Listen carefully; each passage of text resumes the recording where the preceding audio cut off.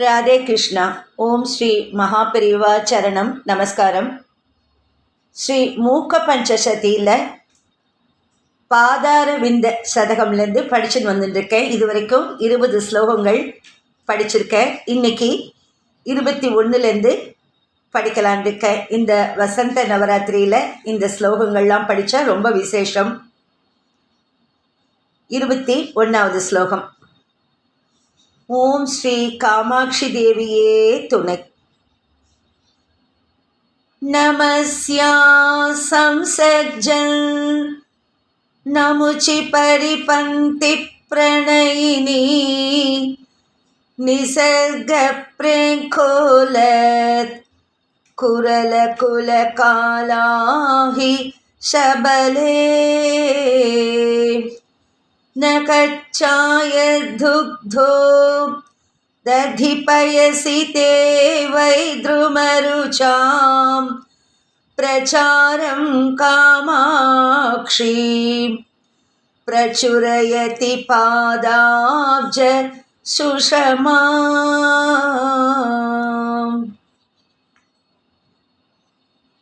कदा दूरीकर्तुं कटुदुरितकाकोलजनितं महान्तं सन्तापं मदनपरिपन्ति प्रियतमे. क्षणात्ते कामाक्षी त्रिभुवनपरीतापहरणे पटीयां संलप्स्ये पदकमलसेवामृतरसं.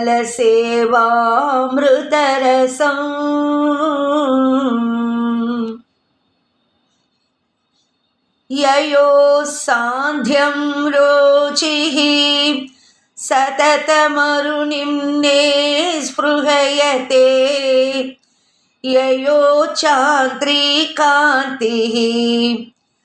परिपतति दृष्ट्वा नखरुचिं. ययोपाकोद्रेकं पिपटिषति भक्त्या किसलयं मृदिं न कामाक्ष्यां मनसि चरणौ दौ तनुमहे. मनसि चरणौ तौ तनुमहे. जगन्नेदौ नेदौ परमिति परित्यज्य यतिभिः कुशाग्रीयस्वार्थैः कुशलधिषणैः शास्त्रसरणौ गवेश्यं कामाक्षी ध्रुवमकृतकानां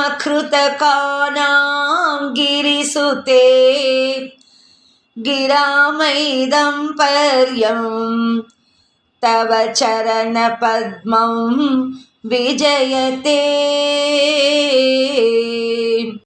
कृतस्नानं शास्त्रामृत सरसि कामाक्षि नितरां दधानं वैषद्यं कलितरसम् आनन्द सुधया.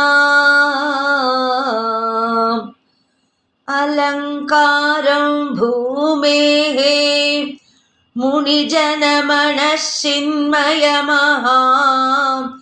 पयोधेरन्तस्थं तव चरणरत्नं मृगयते. मनोगेहे मोहोत् पवतिमिरपूर्णे मम मुहुः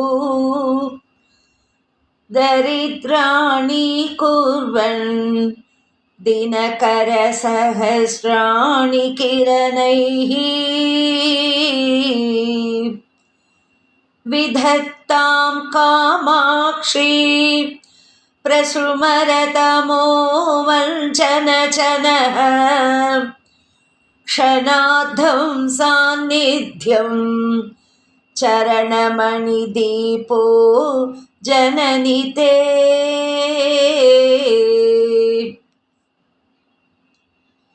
कवीनां चेतोवन् नखररुचि सम्पर्कि विबुध स्रवन्ति श्रोतावत् पटुमुखरितं हंसकरवैः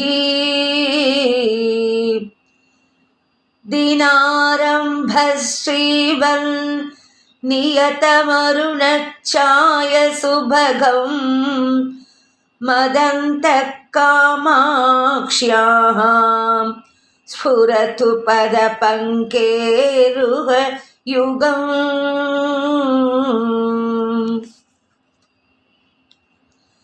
सदा किं सम्पर्कात् प्रकृतिकठिनैः न किमकुटैः तटैर्निहारात्रेः अधिकमनुना योगिमनसा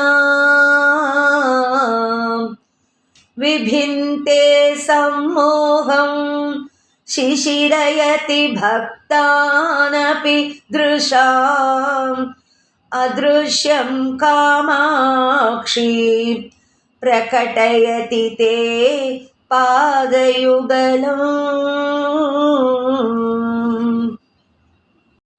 पवित्राभ्यामम्ब प्रकृतिमृदुलाभ्यां तव शिवे पदाभ्यां कामाक्षी प्रसभमभिभूतैः शशकितैः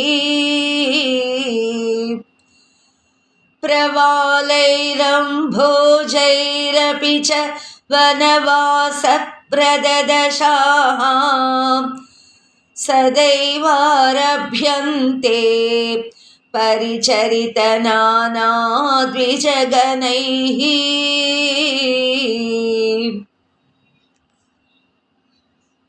चिरादृश्या हंसैः कथमपि सदा हंससुलभं निरस्यन्ति जाट्यं नियतजटमध्यैकशरणम् अदोषव्यासङ्का सततमपि दोषातिमलिनं पयोजं कामाक्ष्याः परिहसति पादाब्जयुगली